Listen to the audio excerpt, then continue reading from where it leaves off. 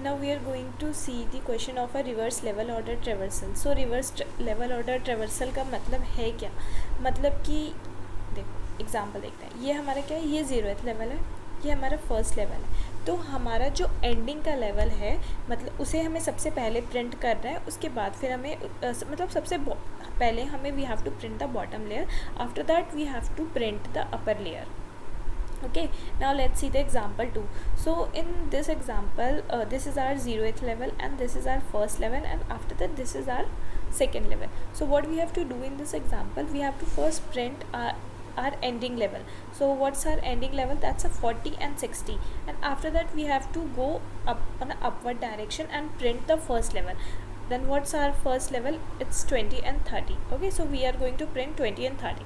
After that again we will go to the upper layer and print that level. So basically इस question में क्या है करना है हमें, what we have to do is bottom layer we have to print first and after that the upper layer. Okay, now let's see the approach. So approach इसका क्या है कि सबसे पहले हमने एक वेक्टर बना लिया, ठीक है, स्टोर कराने के लिए. उसके बाद हमने एक क्यू बना ली नोड स्टार नोड टाइप की, जिसका हमने क्यू नाम रख दिया, और क्यू के अंदर हमने रूट की वैल्यू पुश कर दी, मतलब जो इनिशियल वैल्यू है. फिर जब तक while not Q dot empty, जब तक हमारी क्यू एम्प्टी नहीं होती तो हमने क्या किया, एक नोड बनाया टेम्प, जिसमें हमने फर्स्ट वैल्यू ले ली, जो भी हमने क्यू के अंदर इंसर्ट करी होगी रूट की वैल्यू, उस वैल्यू को हमने अपने टेम्प वेरिएबल में ले लिया और उसके बाद उस वैल्यू को हमने क्यू से निकाल दिया. उसके बाद हमारा जो वेक्टर था, वेक्टर के अंदर हमने पुश बैक कर दिया टेम्प का डेटा. ओके, वेक्टर के अंदर टेम्प का डेटा चला गया. उसके बाद हमने चेक किया कि हमने जो वैल्यू रूट की इंसर्ट की थी, क्या उसका हमारा लेफ़्ट या राइट पार्ट एग्जिस्ट कर रहा है. अगर उसका लेफ़्ट पार्ट एग्जिस्ट कर रहा है तो क्यू के अंदर हम पुश कर देंगे उसका लेफ़्ट पार्ट, और अगर उसका राइट पार्ट, और अगर उसका राइट लेफ़्ट पार्ट एग्जिस्ट कर रहा है तो हम क्यू के अंदर पुश कर देंगे उसका लेफ़्ट पार्ट. ओके, और एंडिंग में क्या करेंगे, एंडिंग में जब ये सारा प्रोसेस ख़त्म हो जाएगा, मतलब कि एंडिंग तक ये प्रोसेस हमारा रिपीट चलते रहेगा. मतलब अगर हम पेन पेपर से ड्राई रन करके देखें तो ज़्यादा ईज़िली और अच्छे तरीके से हमारा समझ में आ जाएगा. और उसके बाद एंडिंग में हम इस वाइल लूप से बाहर निकल के सिंपली रिवर्स ऑपरेशन लगा देंगे, रिवर्स जो भी हमारा answer dot begin comma answer dot and, और फिर हम रिटर्न कर देंगे answer.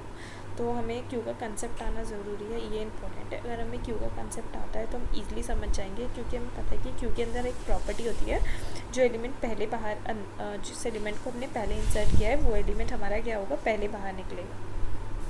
Okay, last in first out, या मतलब जो लास्ट इन है फर्स्ट.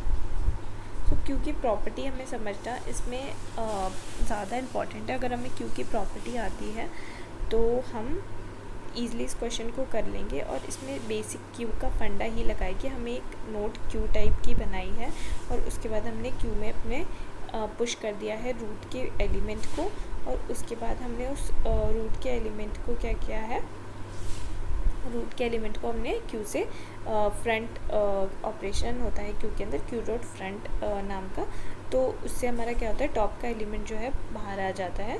ओके, जो भी मतलब कि जो एलिमेंट हमारा पहले गया था वो मतलब बाहर आ जाएगा एलिमेंट. ठीक है, सो उसके बाद हम उस वैल्यू को पॉप आउट कर लेंगे और आंसर के अंदर पुश कर देंगे और उसका लेफ़्ट और राइट पार्ट देख लेंगे.